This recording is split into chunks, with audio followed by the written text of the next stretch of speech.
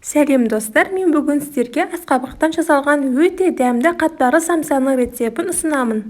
Барлық ингредиенттердің толық құрамын видеоның описаниясына жазып қойдым. Ең алдымен самсаның қамырын дайындаймыз. Бір жұмыртқаға тұзды суды салып жақсылап араластырамыз. Одан кейін оның бәрін салып қолға жабыспайтын жұмсақ қамыр елейміз. Құрметті көрермен, қазақ тілді каналдың дамуына үлес қосып лайк басып каналыма тіркеліп кетіңіз.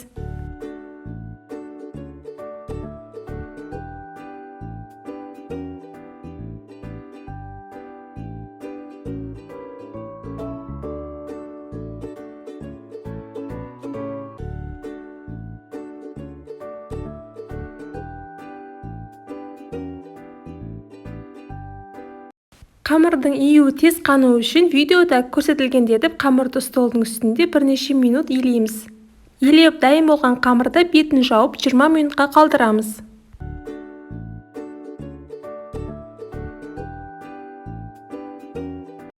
Июі қанып дайын болған қамырды видеода көрсетілгендей етіп жұқалап жаямыз. Негізінде самсаның қатпарлы қамырын дайындау үшін қамырды бір тегіс жұп-жұқа етіп жаю міндетті емес. Егер сіз қамыр жая алмайтын болсаңыз, осы самсаның қаттаманың қатпарлы қамырын дайындап, қамырды жайып үйренсеңіз болады.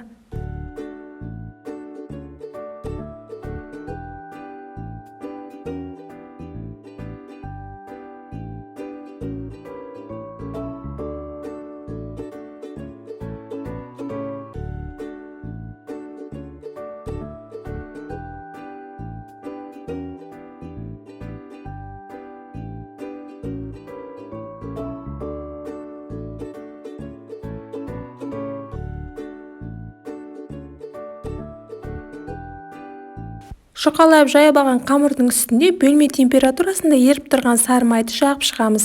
Міндетті түрде бөлме температурасында еріп тұрған жұмсақ сары май болуы қажет.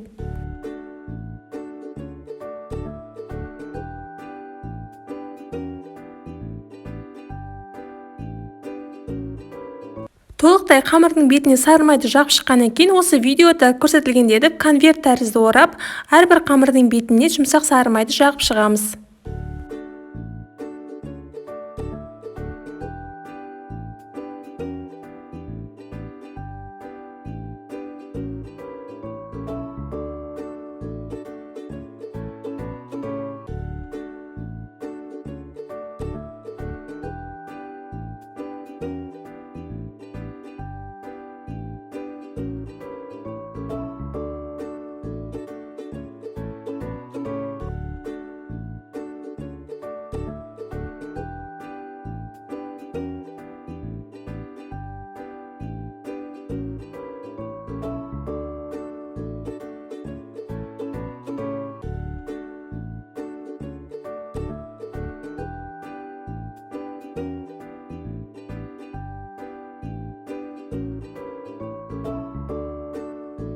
Конверт тәрізді оралған қатпарлы қамырды мұздатқышқа 2 сағатқа немесе тоңазытқышқа 1 түнге қалдырыңыз.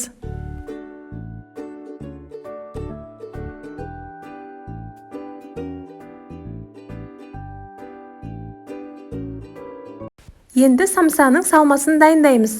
Майда 4 бұрышты етіп туралған асқабақтың үстіне туралған пиязды, қантты, тұзды, бұрышты, өсімдік майын салып жақсылап араластырамыз.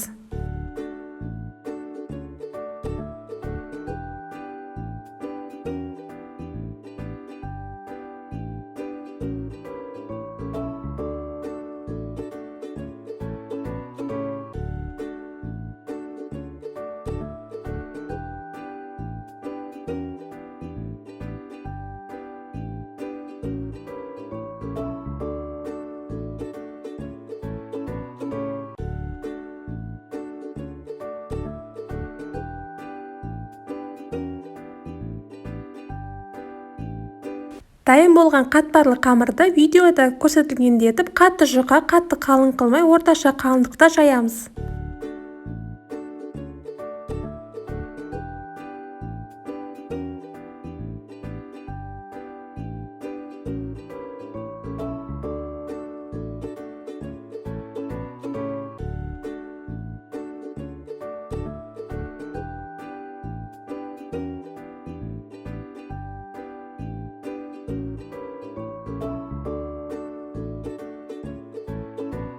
Жайылған қатпарлы қамырды теңдей етіп 16 бөлікке бөліңіз.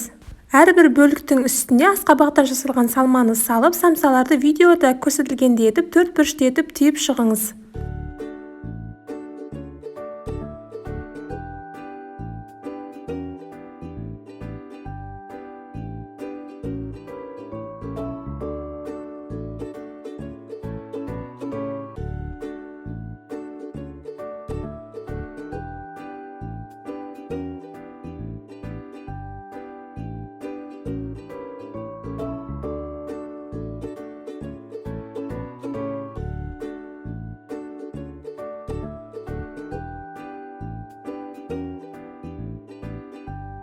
Самсаның қамырын ажырамайтындай етіп жақсылап жабыстырыңыз, себебі самсаның суы ағып кетуі мүмкін. Самсаны осылай видеода көрсетілгендей етіп 4 бұрышты етіп түйіңіз. Міне жақыннан көрсетіп жатырмын. Осылай 4 бұрышты етіп түйу қажет.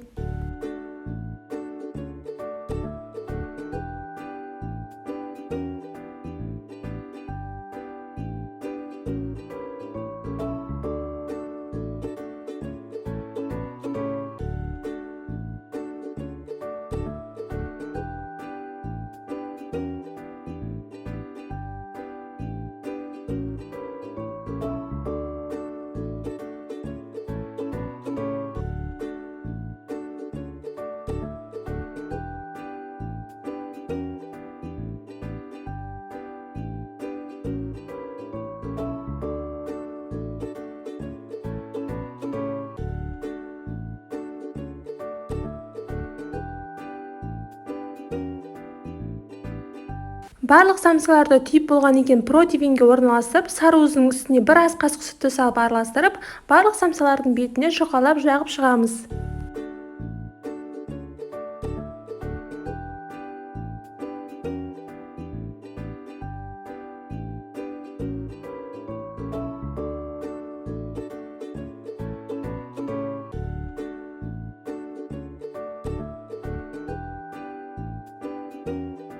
Сары уызбен жағып шыққаннан кейін өтпейтін пышақпен видеода көрсетілгендей етіп самсалардың үстінде әлсіз сызықтарды қалдырамыз. Пышақ өтпейтін пышақ болуы қажет, себебі самсалардың қамыры кесіліп кетпейтіндей осылай әлсіз сызықтарды қалдырып шығыңыз. Міне қазір сіздерге экраннан жақынырақ көрсетемін. Өз қалауларыңыз бойынша күнжіт сепсеңіздер болады. Дайын болған самсаны алдын ала қызып тұрған пеште 200 градуста 30 минут қызарғанша пісіреміз.